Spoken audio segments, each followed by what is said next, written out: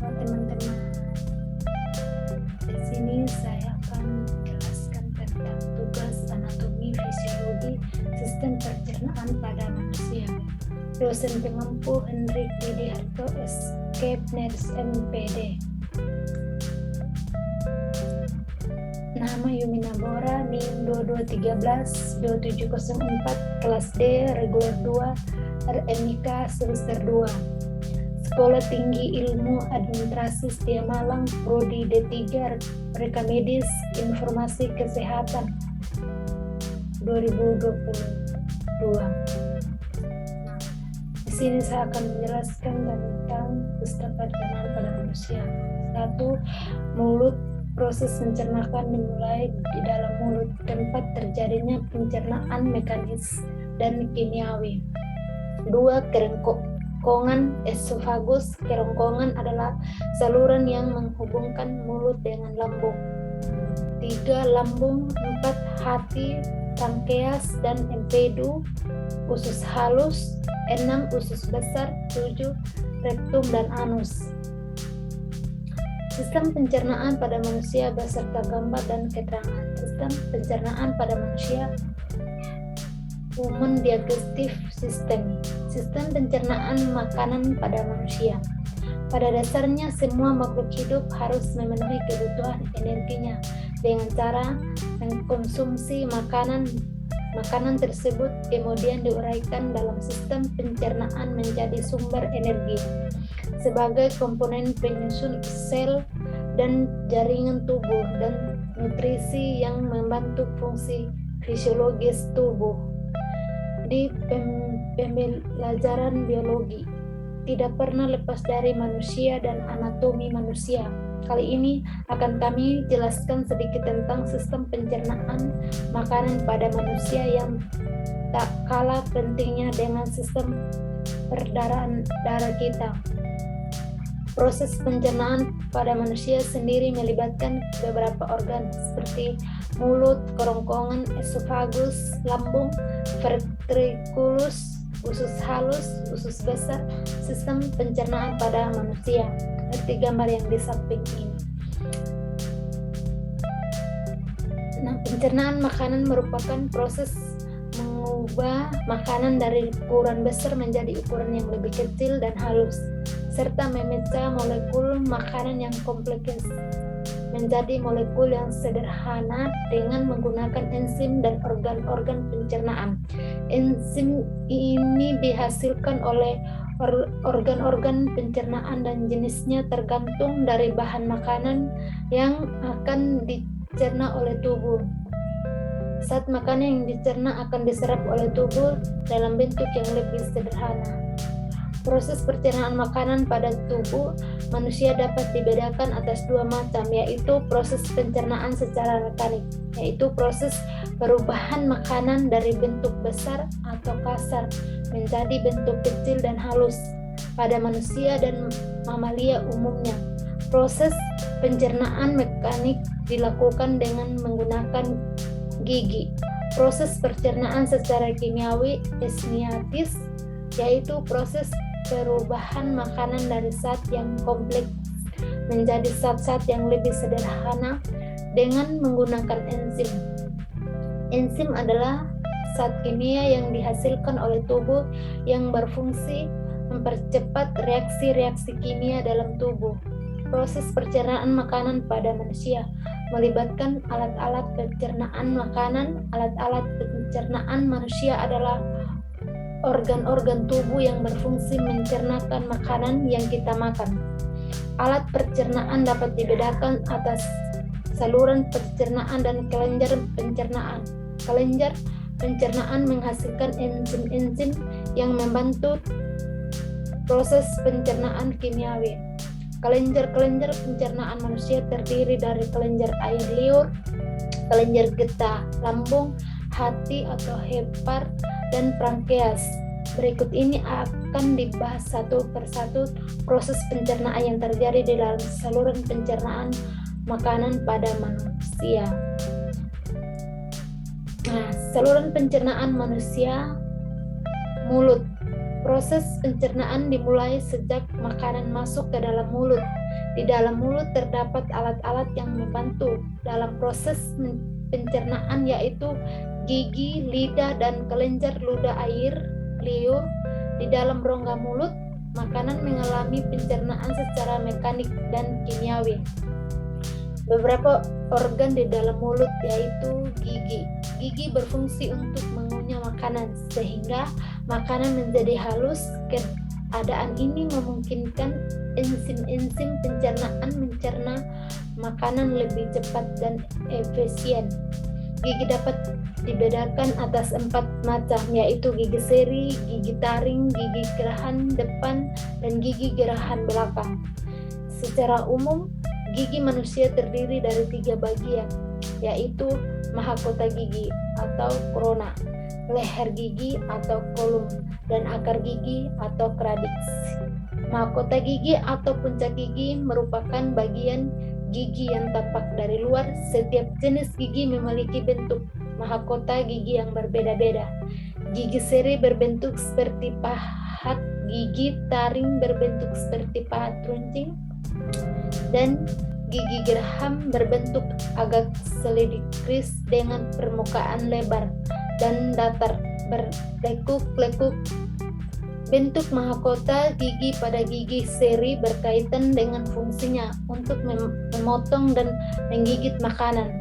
Gigi taring yang berbentuk seperti pahat runcing untuk merobek makanan, sedangkan gigi geraham dengan permukaan yang lebar dan datar berlekuk-lekuk berfungsi untuk mengunyah makanan. Leher gigi merupakan bagian gigi yang terlindung dalam gusi, sedangkan akar gigi merupakan bagian gigi yang tertanam di dalam rahang. Seperti contoh yang di samping ada. Email gigi merupakan lapisan keras berwarna putih yang menutupi mahkota gigi. Tulang gigi tersusun atas dentin sumsum gigi. Pulpa merupakan rongga gigi yang di dalamnya terdapat serabut saraf dan pembuluh darah. Itulah sebabnya bila gigi kita berlubang dan akan terasa sakit karena pada sumsum gigi terdapat saraf. Lidah berfungsi untuk mengadu makanan di dalam rongga mulut dan membantu mendorong makanan proses menelan. Selain itu, lidah juga berfungsi sebagai alat pengecap yang dapat merasakan manis, asin, pahit, dan asam. Tiap rasa pada saat yang masuk ke dalam rongga mulut akan direspon oleh lidah di tempat yang berbeda. Letak setiap rasa berbeda-beda, yaitu rasa asin atau lidah bagian tepi depan, rasa manis atau lidah bagian ujung, rasa asin atau lidah bagian samping, rasa pahit lidah bagian belakang atau pangkal lidah. Lidah mempunyai respon khusus yang berkaitan dengan rangsangan kimia. Lidah merupakan organ tersusun dari otot. Permukaan lidah dilapisi dengan lapisan epitelium yang hanya mengandung lendir dan reseptor pengecapan perubahan tunas mengecap. Tunas mengecap terdiri atas kelompok sehingga yang mempunyai tonjolan seperti rambut yang disebut papilla. Kelenjar ludah. Seperti yang gambar yang di atas, kelenjar ludah menghasilkan ludah atau air liur, salva. Kelenjar ludah dalam rongga mulut ada 3 pasang, yaitu kelenjar parotoid terletak di bawah telinga, kelenjar subnavularis terletak di rahang bawah, kelenjar sublingualis terletak di bawah lidah, kelenjar ludah di dalam mulut, kelenjar protis menghasilkan ludah yang berbentuk cairan, kelenjar subvascularis dan kelenjar sublingualis menghasilkan getah yang mengandung air dan lemak, berfungsi untuk memudahkan penelanan makanan. Jadi ludah berfungsi untuk membasahi dan makanan sehingga mudah ditelan. Selain itu, ludah juga melindungi selaput mulut terhadap asam dan basa di dalam ludah. Terdapat enzim piltalin ampliase atau enzim platin berfungsi mengubah dalam mulut yang mengandung zat karbonhidrat aluminium menjadi gula sederhana maltosa atau maltose di ceraan oleh organ pencernaan selanjutnya. Enzim platin bekerja dengan baik pada pH antara 6,8 sampai dengan 3,37 Celcius.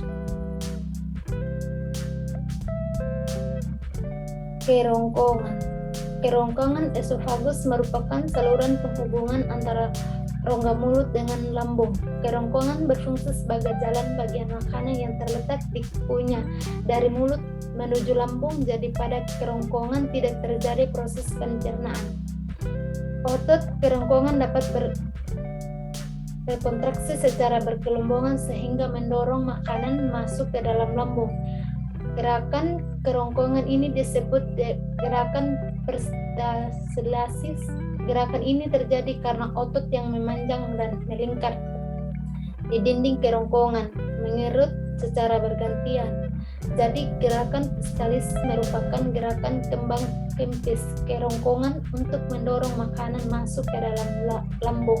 Untuk lebih jelas dapat dilihat pada gambar berikut.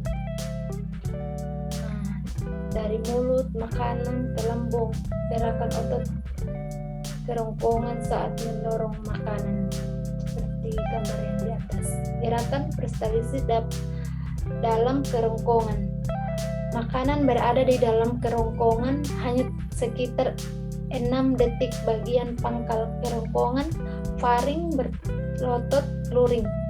Otot luring pada kerongkongan bekerja secara sadar menurunkan kehendak kita dalam proses menelan. Artinya kita menelan jika makanan telah dikunyah sesuai kehendak kita. Akan tetapi sesuai proses menelan sebelum mengeluarkan fase kerja otot-otot organ pencernaan selanjutnya tidak menurun kehendak kita tidak disadari. Nah, lambung vertikulus merupakan kantung besar yang terletak di sebelah kiri rongga perut sebagai tempat terjadinya sejumlah proses pencernaan. Lambung terdiri dari 3 bagian, yaitu bagian atas kardiak, bagian tengah yang membulat atau fundus, dan bagian bawah pleura. Kardiak berdekatan dengan hati dan berfungsi dengan kerongkongan pleura, berhubungan langsung dengan usus 12 jari. Di bagian ujung kardiak dan pleura terdapat klep atau sphincter yang mengatur masuk dan keluarnya makanan dan dari lambung. Struktur lambung dapat dilihat pada gambar berikut ini. Lambung. Di dinding lambung terdiri dari otot yang tersusun melingkar, memanjang, dan menyerong. Otot-otot tersebut menyebabkan lambung berkontraksi sehingga makanan teraduk dengan baik dan bercampur merata dengan getah lambung. Hal ini menyebabkan makanan di dalam lambung berbentuk seperti bubur. Dinding lambung mengandung sel-sel kelenjar yang berfungsi sebagai kelenjar pencernaan yang menghasilkan getah lambung. Getah lambung mengandung air lendir atau musin, asam lambung, enzim renin, dan enzim perfisionogen. Getah lambung bersifat asam karena banyak mengandung asam lambung. Asam lambung berfungsi membunuh kuman, penyakit, atau bakteri yang masuk bersama makanan dan juga berfungsi untuk mengaktifkan pepsinogen menjadi pepsin. Pepsin berfungsi memecah protein menjadi pepton dan proteasoa. Enzim renin berfungsi mengumpulkan protein susu, kasein, yang terdapat dalam susu. Adanya enzim renin dan enzim pepsin menunjukkan bahwa di dalam lambung terjadi proses pencernaan kimiawi. Berikutnya, selain menghasilkan enzim, pencernaan dinding lambung juga menghasilkan hormon gastrin yang berfungsi untuk mengeluarkan sekresi getah lambung. Di dalam lambung terjadi gerakan mengaduk. Gerakan mengaduk dimulai dari kardiak sampai di daerah pleuros. Gerakan mengandung terjadi terus-menerus baik pada saat lambung berisi makanan maupun pada saat lambung kosong. Jika lambung berisi makanan, gerakan mengandung lebih giat dibanding saat lambung dalam keadaan kosong. Mungkin kita pernah merasakan perut terasa sakit dan berbunyi karena perut kita sedang kosong. Hal disebabkan gerakan mengaduk saat lambung kosong. Untuk lebih jelas dapat dilihat gambar sebagai berikut. Gerakan mengaduk pada lambung makanan umumnya bertahan 3-4 jam di dalam lambung. Makanan berserta bahkan dapat bertahan lebih lama dari lambung. Makanan sedikit demi sedikit keluar menuju usus 12 jari melalui sphincter pleuris, usus halus. Usus halus intestinium merupakan tempat penyerapan sari makanan dan tempat terjadinya proses pencernaan yang paling panjang. Usus halus terdiri dari usus 12 jari, duodenum, usus kosong, jejunum, usus penyerap, ileum. Pada usus 12 jari bermula saluran getah pankreas dan saluran empedum. Pankreas menghasilkan getah pankreas yang mengandung enzim-enzim sebagai berikut. Ambliopsi pankreas yaitu enzim yang mengubah saat tepung amelium menjadi gula lebih sederhana, maltosa. Stapsin lipasen pankreas yaitu enzim yang mengubah lemak menjadi asam lemak dan kolesterol. Glycogen jika belum aktif maka akan diaktifkan menjadi tripsin yaitu enzim yang mengubah protein dan protease di peptida dan asam amino yang siap di kantung empedu. Selanjutnya, empedu dialirkan melalui saluran empedu.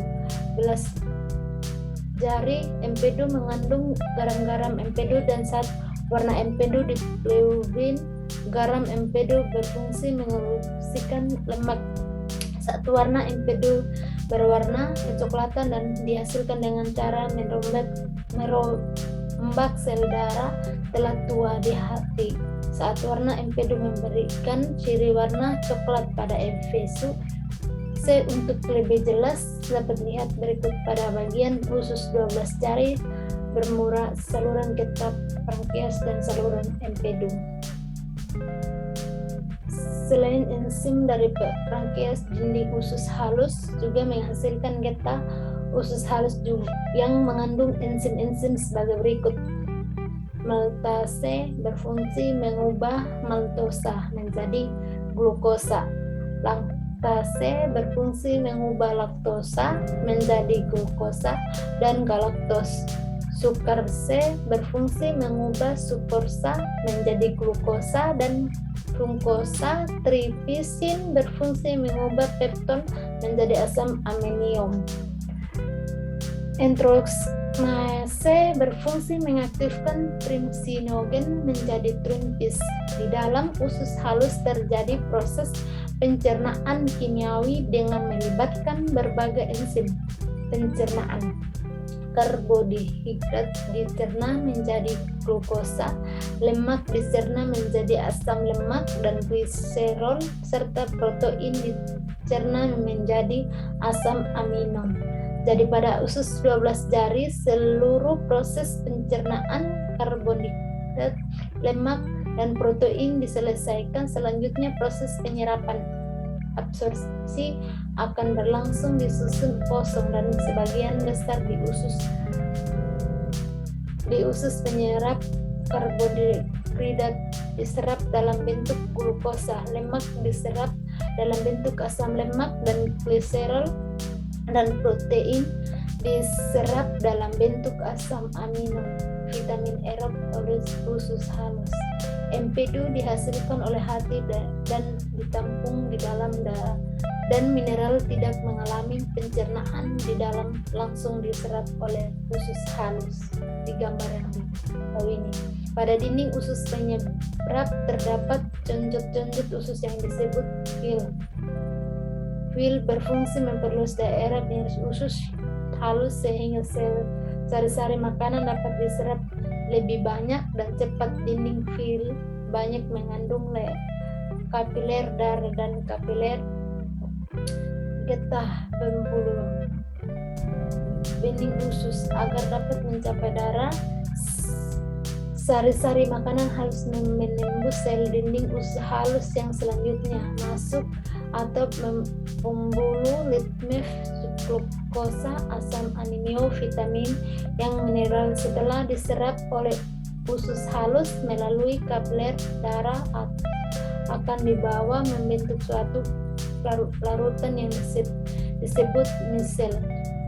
Pada saat bersentuhan dengan sel vius, usus halus gliserol dan asam lemak akan terjadi. Asam lemak dan gliserol dibawa oleh pembuluh getah bening usus pembuluh dan akhirnya masuk ke dalam peredaran darah. Empedu yang telah masuk ke dalam darah menunjuk ke hati untuk dibuat empedu kembali vitamin yang larut dalam lemak, vitamin A, B, dan E. Usus halus dan diangkat melalui pembuluh getah bening. Selanjutnya vitamin-vitamin tersebut masuk ke sistem peredaran darah.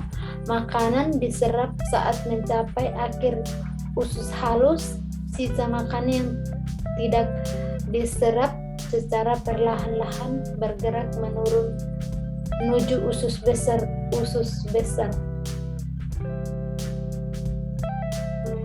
Makanan yang tidak dicerna di usus halus, misalnya sel soa bersama dengan lendir, akan menuju ke usus besar menjadi feces. Di dalam usus besar terdapat bakteri Escherichia coli. Bakteri ini membantu dalam proses pembusukan sisa makanan menjadi feces. Selain membusuk sisa makanan, bakteri E. coli juga menghasilkan vitamin K. Vitamin K berperan penting dalam proses pembentukan darah. Sisa makanan dalam usus besar masuk banyak mengandung air karena tubuh memerlukan air, maka sebagian besar air diserap kembali ke usus besar. Menyerap kembali air merupakan fungsi penting dari usus besar.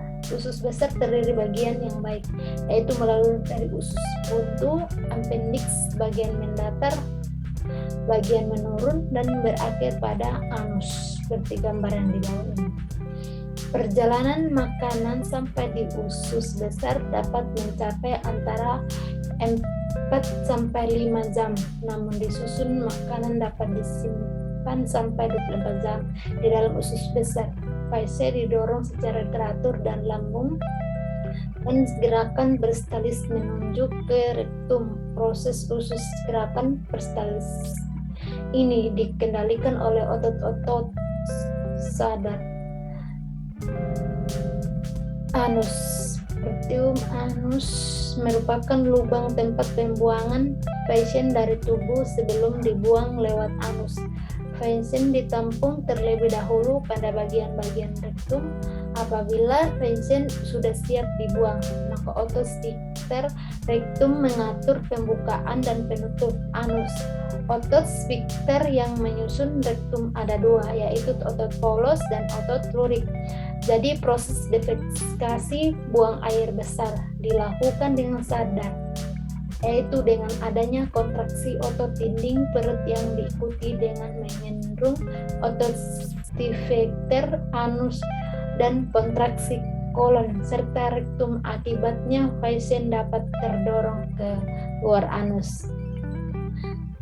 Demikian untuk presentasi saya.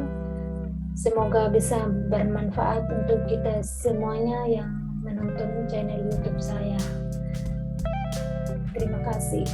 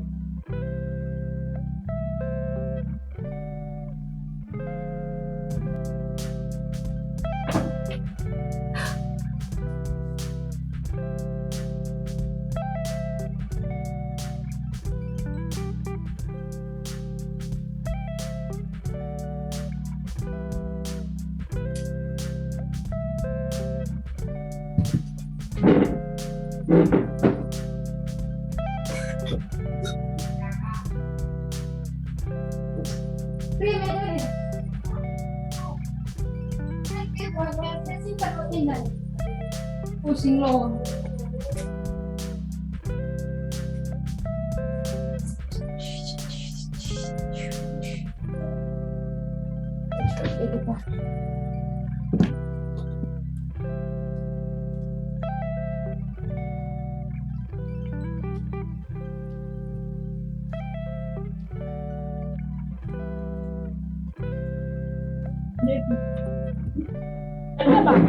Bang gina pete ketawa nanan pa. Stop recording. Oh mana aku? Stop share. Stop share. Klik ya na stop share nengo.